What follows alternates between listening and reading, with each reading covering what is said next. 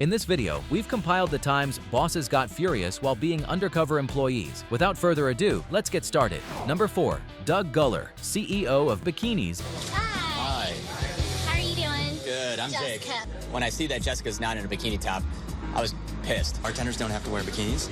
You are supposed to be wearing a bikini. I just chose not to since we're on TV. Oh, smart. I'd like to wear a t-shirt instead. That's not what we do here at Bikinis. You wear a bikini top, jean shorts, and cowboy boots. The CEO Undercover questioned why the bartender wasn't wearing the required bikini top, expressing frustration over the dress code. She noted that although she personally chose to wear a t-shirt for television, the CEO then stated that the standard uniform at the restaurant was a bikini top, jean shorts, and cowboy boots. Right now, I'm extremely upset and really concerned about the guy at the bar that's been overserved. How do you know when they've had enough? When their head's like on the table. On the and, table? like, passing out. I mentioned what Can I get another double? Put a double in this. it's a train wreck behind the bar. Should I give him a water? Whatever. He's doing good. Safety's paramount because there's too many things at stake. How about another double? The undercover boss was extremely upset and concerned about a patron who had clearly been overserved. He had warned Jessica multiple times, but she ignored it while continuing to serve doubles. Seeing the situation spiral out of control, he might step out of character, emphasizing that safety had to come first. I've been here for about 8 or 9 months. I was actually an account executive for a logistics company over in Grapevine. I wouldn't do it if it didn't help pay the bills, that's for sure. I'm on the search right now, so as soon as someone bites on my resume, then... The more I talk to Jessica, the more I'm not happy having her on board with the lack of passion that she has in our company. Well, doesn't Bikinis have any positions? I'm sure. Yeah, but that doesn't interest you. Maybe no. You're 100%. 100%, yeah. She went to Bikinis after her former logistics employer went bankrupt. She took the job to pay the bills but sees it as temporary and is actively looking for other work, likely outside of sales. The CEO is increasingly unhappy with Jessica's lack of passion and learned there are no other positions available. It's a coveted position, and so the fact that no bikini top, drunk guy at the bar, and the overall lack of passion, it's not worth it. I'd rather spend my time and energy focused on someone else who wants to be here. It is a highly sought-after position, but he felt that the bikini issue, the intoxicated customer at the bar, and the overall lack of passion made it not worth his time. He chose to focus his energy on someone who truly wanted to be there. Number 3. Rick Silva, the CEO of Checkers and Rallies. Poses as a failed business owner competing to win a fast food franchise. I'm Alex Garcia. All right. Rick Silva, CEO of the fast food chain Checkers, took part in the show to see life through his employees' eyes, unaware that he would soon confront an abusive manager who would push him to his limits. Checkers and Rallies restaurants operate in 30 states across the country, serving 2.2 million burgers a week. During his time working undercover, Silva ended up at the fry station with an employee named Todd. While the two were talking, their manager, Stevens, suddenly cut in and ordered Todd to stop speaking. Although Silva was surprised by the rude interruption, he chose to keep observing. As the shift went on, Stevens' harsh treatment became more obvious. He criticized Todd repeatedly and even made threats of physical harm over what he considered poor performance. Seeing this unacceptable conduct firsthand pushed Silva to his breaking point. Rallies began in 1985, Checkers in 1986. There were almost two twins at birth. Both restaurants had double drive-thrus and a walk-up window without a dining room inside. Checkers business and the Rallies business, they figured out, let's join forces. No longer able to hold back his anger, Silva dropped his undercover role and confronted Stevens outside. It was an unusual moment on the show, as the CEO almost never reveals his identity during the undercover phase. Silva made it clear how deeply disappointed and disturbed he was by Stevens' behavior, shocked by the way he had treated his staff.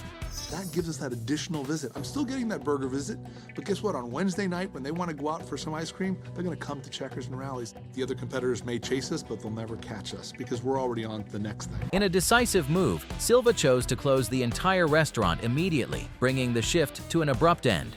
The surprising decision stunned everyone in the building.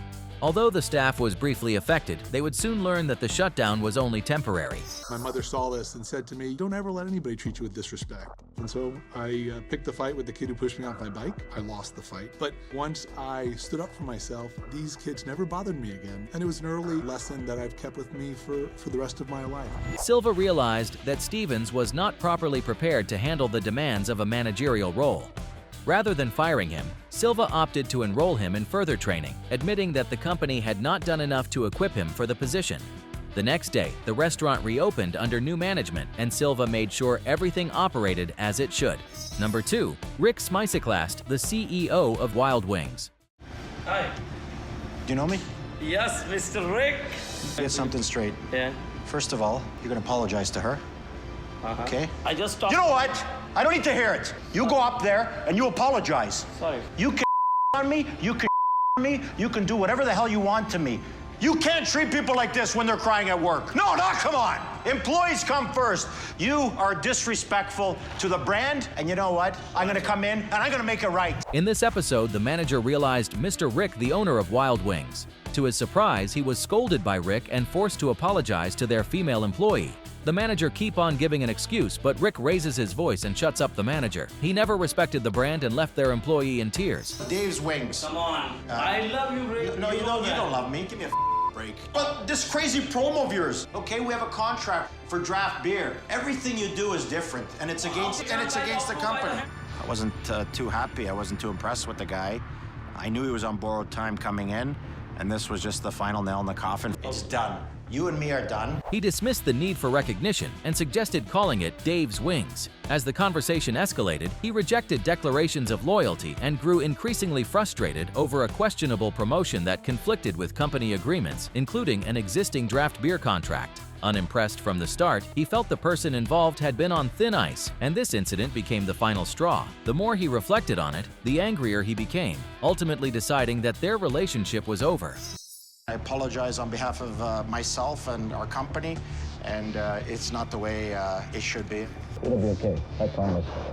I swear to God, I promise. I don't even know what to think right now. It was nice to have someone stick up for you. Like I said, a long time coming for all this to happen. I gotta bring their food in. So you had no idea who I was?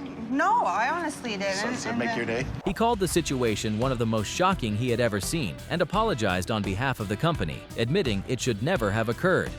Still processing it all, he appreciated the support, then returned to work as the other person admitted they hadn't recognized him, only sensing something unusual was happening.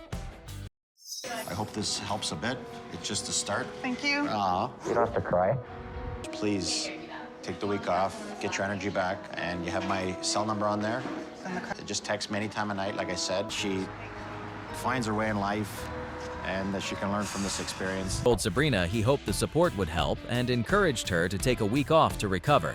He made sure she had his contact information and assured her she could reach out anytime. Expressing genuine concern, he said he only wanted her to find her path in life and grow from the experience. Number 1. Anthony Wedo Buffy Incorporated.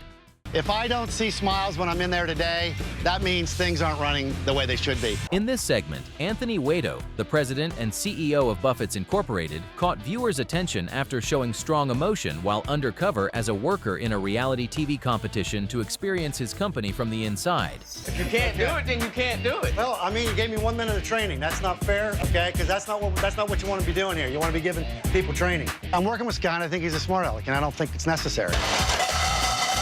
Oh, well, what you waiting for? You're gonna have to pick up the pace. I'm trying to stay calm here, but it's no way to run a restaurant. It's no way to run anything. He complained that the training he received was extremely brief and unfair, noting that others should be given proper instruction. He felt his co-worker was condescending and unhelpful, simply telling him to figure things out on his own. Trying to remain calm, he concluded that this was no way to properly run a restaurant. I hate doing dishes. And I've been trying to keep my cool. But hearing Sky tell me how he hates his job, he doesn't want to be here, is frankly driving me crazy. What's up, Ernest? How you doing, man? Just come up and... Ernest, I really need to see you back in your office. Is that okay? That's great. All right, let's go back. Can't have any Skies on the team. I'm gonna strangle this man. He keeps talking back. On his first undercover assignment, he struggled to stay calm after hearing an employee complain about hating his job. Frustrated by the poor training and lack of professionalism, he called for a private conversation, explaining that he was only there briefly to help fix deeper issues in the company. He then prepared to reveal his true identity. My name's Anthony Wedo. I'm the president and CEO of Buffets, Inc. And I'm undercover in your restaurant. So let's talk about the situation out there, okay? Now, the good news, but this is a mess back in here. What are we supposed to be doing with people in our store? You're supposed to be training them. We're supposed to be training them, Yes, right? yes. Right? He revealed that he had been working undercover as the company's president and CEO. While customers were being treated well in the front, he pointed out that the back-of-house operation was disorganized and not meeting standards. He stressed the importance of proper training, innovation, and accountability, questioning why employees were not being trained as they should be. It's not me. I Okay. can't do it by myself. So you understand what's been going on in that dish room? Exactly. It's not right. Right. This gentleman needs to change his attitude. What happens with one bad attitude in It the store? goes down. It goes. It's like a down. virus, right? Yes. You know that. Yes, sir. I want some action taken here.